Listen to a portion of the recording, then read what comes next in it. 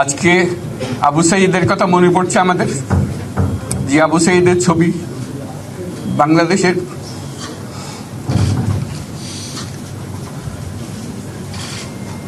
প্রতিটি মানুষের মনে গেঁথে আছে, এটা কেউ ভুলতে পারবে না।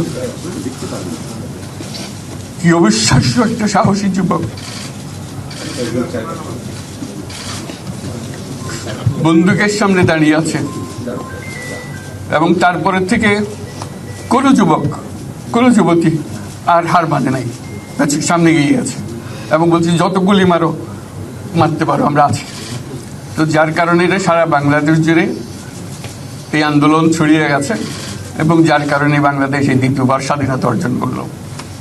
এই স্বাধীনতাটা আমাদেরকে রক্ষা করতেই হবে, শুধু রক্ষা করা নয়, এই স্বাধীনতার সুফল প্রতিটি মানুষের ঘরে পৌঁছাতে হবে, তা না হলে